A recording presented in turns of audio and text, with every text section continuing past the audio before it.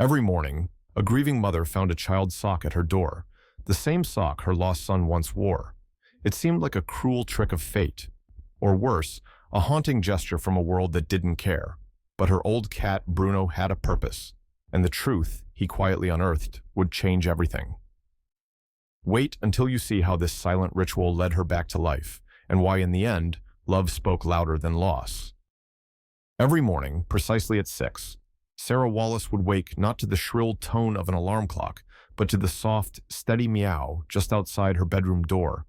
And every morning, without fail, there it was on the welcome mat, a tiny, worn-out child's sock, pale blue once, now faded almost to gray, the fabric thinned with age, the small lion design on the ankle barely visible anymore.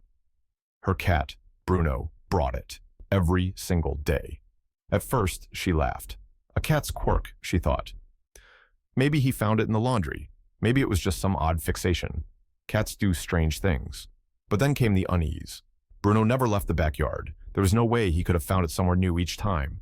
Yet each morning, there it was again. The same sock, the same wear in the heel, the same limp fold in the middle, as though carried gently in his mouth. Sarah began to hide it, in a drawer, in the trash bin. Once, she stuffed it into an old shoebox and buried it deep in the garage. It didn't matter. The next day, Bruno brought it back, placed it at her door, and sat beside it with a quiet patience that made her chest tighten. Neighbors laughed it off when she told them. "Maybe he's attached to it," they said. "Maybe it smells like you." But Sarah couldn't laugh, because that sock wasn't just any sock. It was identical to the ones her son, Joshua, used to wear, her 5-year-old with the soft curls and a laugh that filled the backyard like music. Joshua had been gone 6 months. He drowned in the pool behind their house. She had only stepped inside to answer the phone. 2 minutes, maybe less. And when she returned, the laughter was gone, replaced by stillness so loud it never left her ears. And now, this. A cat, a sock, a ritual that repeated itself like clockwork. Not once or twice, but every single morning, as if the universe had chosen this quiet, domestic gesture to echo something unspoken, a memory she didn't ask for, a punishment she didn't understand. Sarah stopped seeing friends. The sound of a human voice became too sharp, too jarring. She left her job at the bookstore, stopped cooking, stopped checking the mail. She moved through her home like a shadow, keeping lights dim and curtains drawn. Each dawn arrived the same way, with a weight in her chest and that sock on the floor, small, simple, yet crushing. Time, it seemed, had forgotten to wash the grief away, and Bruno, faithful, silent Bruno, just kept delivering it, as if he, too, had something to say. One night, as the wind tapped gently against the windows and the garden lay cloaked in darkness, Sarah sat alone in the kitchen, staring at nothing. Her tea had long gone cold, untouched. She hadn't planned to make a decision that night, but something in the silence broke open inside her. She couldn't live in the not knowing anymore. The mystery of the sock had turned from strange to unsettling and now hovered just beneath the surface of her sanity. Was someone doing this to her? Was this the universe playing tricks? Or was her own mind, still fractured by grief, quietly slipping away? She got up and opened the hallway closet. There, in a dusty box she hadn't touched since Joshua's room was packed away, lay an old set of security cameras. She didn't remember buying them. Probably one of those things you add to a registry, thinking you'll need them just in case. Now, they felt like a lifeline. By midnight, she'd placed 3 small cameras, one facing the front porch, one along the side yard, and one toward the back, near the garden and the tree. That tree. The one with the short trunk and the crooked tilt, where Joshua had planted his very first seedling just before his birthday. It had grown taller than anyone expected. He'd loved that tree. He'd called it Leo because he said the leaves looked like a lion's mane when the wind blew. She sat on the couch until morning, staring at the ceiling, not blinking. At 6 o'clock sharp, she heard it again, the soft, familiar meow, the small rustle at the front door. She closed her eyes. Her heart was thudding like a drum. With hands that trembled, she reached for her phone and opened the surveillance app. And then the truth unfolded. On the screen, bathed in the dim gray blue of dawn, Bruno walked slowly across the yard. There was no hesitation. His path was deliberate.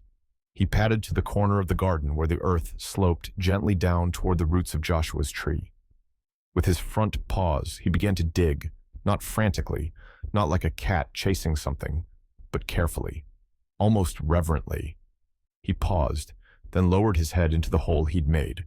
When he rose, clutched in his teeth, was that same little sock, worn thin, barely blue, with the lion on the cuff. The sock Sarah had thrown away more than once. Buried, hidden. Bruno turned, walked back toward the porch, and placed it gently at the front door. Then he sat, quiet and still, looking into the window, waiting. Sarah didn't move. She watched the clip 5 times. 10, each time her breath grew more unsteady. There had been no intruder, no trick, no failing memory. Only her cat, loyal and wordless, digging up the past, again and again, and laying it at her feet like a gift, or a question, or a quiet cry, remember him. The rest of the day blurred. She didn't clean the dishes, didn't answer her phone. She cried, not in gasping sobs, but in a slow, deep ache that seemed to come from somewhere beneath her ribs. It was the kind of sorrow that didn't ask to be fixed, only acknowledged. And then, as the sun began to fall behind the trees and shadows stretched across the yard, Sarah did something she hadn't done since the funeral. She stepped outside. The grass felt cool and alive beneath her feet. The air smelled like late summer and soil. She walked slowly, almost afraid that if she moved too quickly, the fragile sense of purpose she felt would vanish. Bruno followed, but didn't run ahead. He stayed close, matching her pace. When she reached the tree, she knelt. Her fingers brushed the soft, recently disturbed soil. The same place Bruno had dug that morning. She looked up at the branches, swaying gently in the breeze, and for the first time in months, she didn't feel the crushing weight of memory. She felt presence, not absence, not distance, presence. She closed her eyes, and then in a whisper that cracked at the edges, she spoke his name. Joshua. The sound of it caught in the air like a fragile leaf floating. She hadn't said his name aloud in months. She'd been too afraid it would destroy her. But it didn't. It steadied her. It brought him back, not in body, but in spirit, in memory, in love.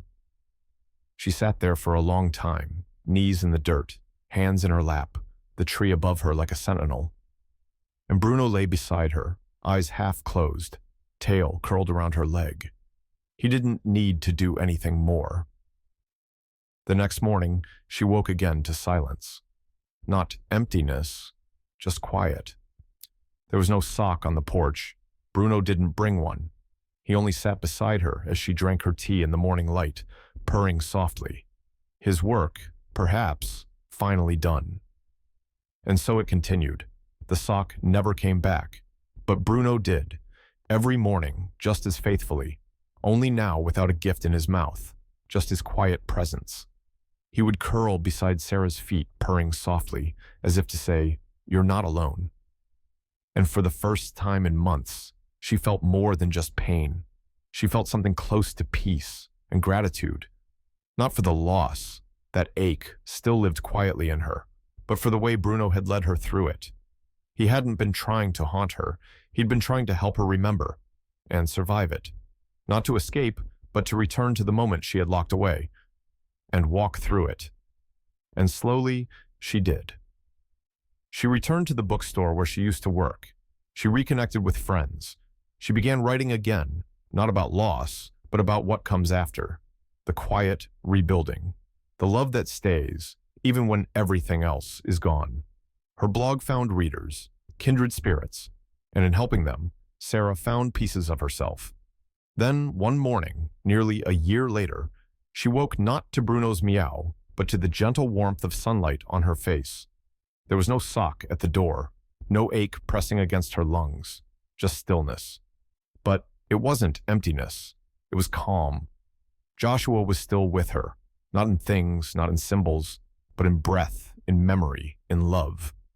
And Bruno, grayer now, older and slower, lay beside her in quiet sleep. No, life didn't go back to what it was, but Sarah had come back to life, and that was enough.